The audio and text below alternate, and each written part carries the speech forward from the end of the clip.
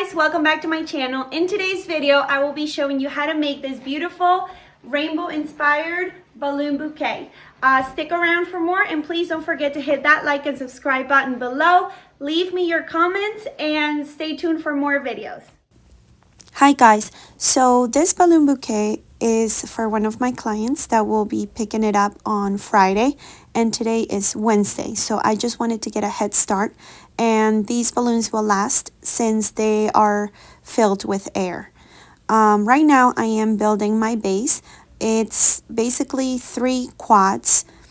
The sizes for the first quad will be an 8-inch. The second one will be a 7-inch, and the third one will be 5 inches. So these are the sizes that I calibrated my balloons, and the colors, as you can see, they're pastels. So I'm just going to grab the nozzle for each balloon and tie them up together, creating that cluster. Same thing with the other one. I stretch one of the nozzles for the little balloon, and I fix them into place, creating that base.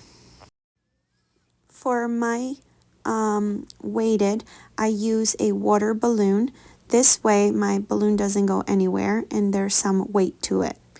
Now this will be the design, which is a rainbow and a unicorn. So as you can see me do, I'm inflating my rainbow first, and the reason why I do this is because I just want to make sure that I let it sit for a little bit, just in case there's any holes or it pops or it deflates.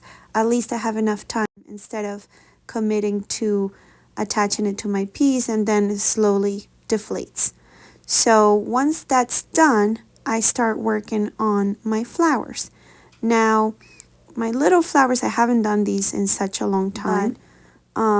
It's been a while, I think, since I've done these flowers. They're just simple 6-petal flowers. I'm using a 260 balloon, and these are just chrome balloons that I have. You can practice by doing them yourself, making sure you squeeze the air out to make the balloon flexible enough to twist. And there's nothing to it really. If you have watched prior videos of mine, these balloon flowers are just a little detail and they're not hard to do, but it adds to the piece and they look beautiful. Now, yes, don't go based on my face. It looks like I'm struggling, but I'm not. I don't know why I always make these faces when I work with balloons, but I think it's just because at some point I was terrified of them popping, and I think I do to some extent, but this is where we are. 4 years later, I'm still like making these faces when I deal with balloons.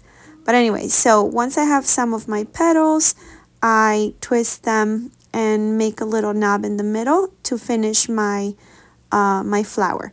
Now I just want to highlight that I use about 3 pumps of air into these 260 balloons, and that gives me enough space to work on all my petals without running space on my balloon. And as you can see, here I am just fixing the petals to make sure it looks nice, and I have that little bubble in the middle. So what I do is grab the end of it and weave it throughout my petals to secure my little bubble, and then I just make a quick knot so that no air comes out, just in case. And that's it. I have my flower. These are such a great detail for like balloon bouquets because it's another technique that you can showcase in your bouquets and make the client see how special they are, right? Once we have that, now I'm going to move on to other accents for my piece, and this time will be my balloon curls. Now, as you know me, I just grab a broom, grab my pump, and start pumping my balloon to get that perfect curl. Now, since it's a little wonky, I just grab, press a little bit to give it some shape and form, and There you have a beautiful curl. So now I need another one and do the same thing. Just grab my balloon, use a little hair tie on the top to secure my balloon, go around with it, and then just pump some air. Guys, I've tried every other method, and this is the only method that seems to work for me. This one is not great, as you can see. So now we're gonna shape it, curl it, press it a little bit, take some air out, keep pressing it, and there you go, fixed. So this is, like I said, the only method that seems to work for me. And I'm just like seeing how I'm going to be placing this on the side. Put them to the side for now and move on to my number 5 balloon. So with my number 5 balloon, same thing. I'm going to pump some air and inflate it. Before I attach it to my piece, I just want to make sure that it's nice and inflated and nothing deflates. I'm going to use my glue dashes to take care of these little tabs. I just hate when people just make arrangements and they don't do a clean job. I mean, these little tabs are noticeable, so you want to glue them down just to make it a clean look, more professional. And I'm going to do that for all 4 points, including the big tab that comes with the balloon. You kind of want to hide that. So now I know that I want to place it in the middle of my piece, and I'm just going to continue to put glue dots, hide this giant tab, make my job clean, and that should take care of that giant tab. There you go. Now I'm going to place it on the front, and same thing, I'm going to eyeball where my foil balloon meets my base, and that's where I'm going to be placing my glue dots. Now, I wanted to make an attachment point for my curlies before I put my number 5. And yes, you can glue dot your curlies to your piece, but you know what? Here's the thing. If you can limit the amount of glue dots you use on a piece, the better it is, because people tend to tug, grab them, and they're not as careful as we are. So if you can limit the amount of tugging and pulling on a glue dot from the balloon, it will be even better. That way the balloon doesn't pop.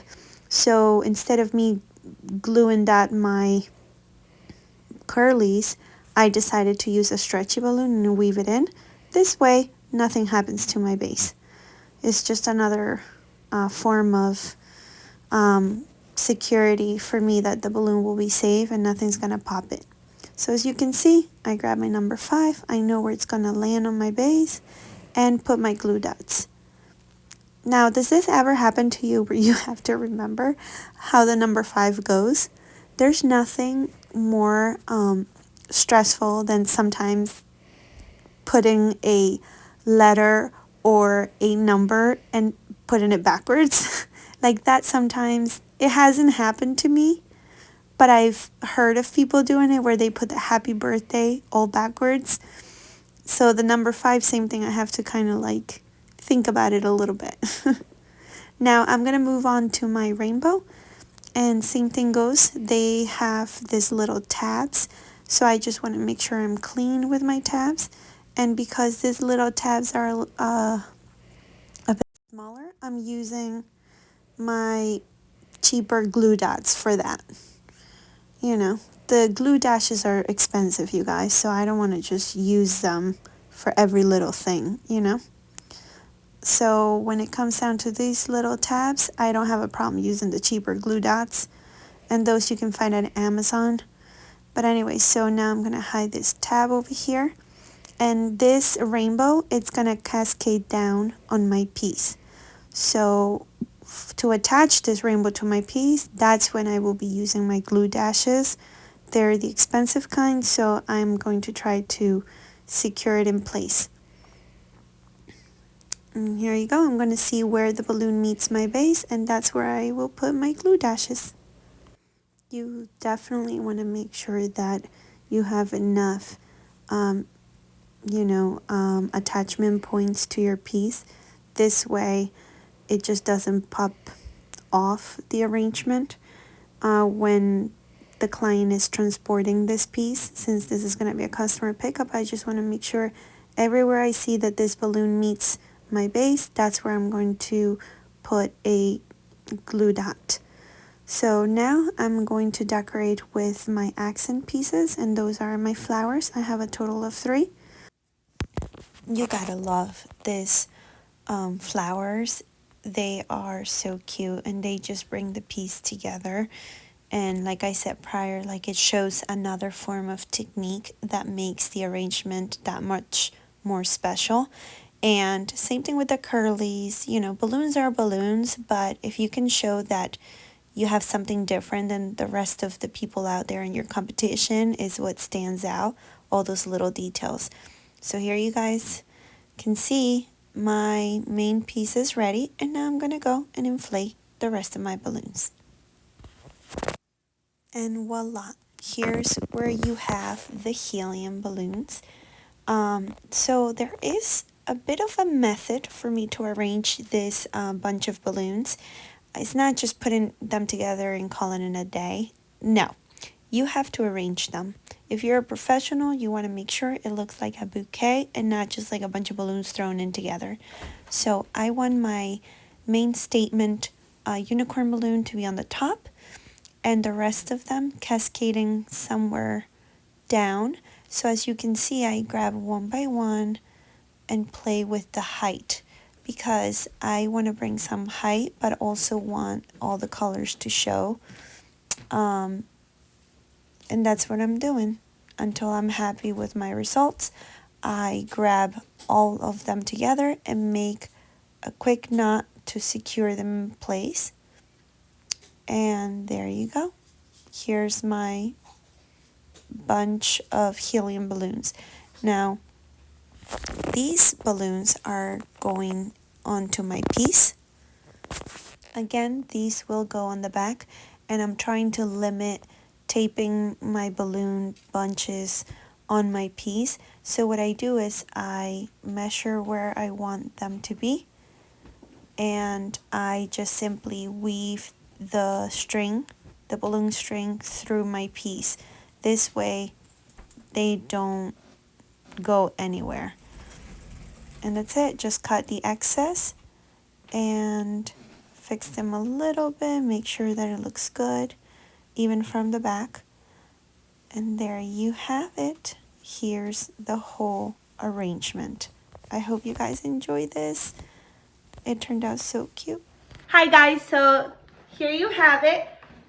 Here's a beautiful balloon bouquet. I hope you guys enjoyed the video. I know it was a lot of voiceover, but it's what, 8:53 at night, and I had to get going because they're gonna pick up this arrangement tomorrow during the day. So stick around for more videos. Please don't forget to hit that like and subscribe.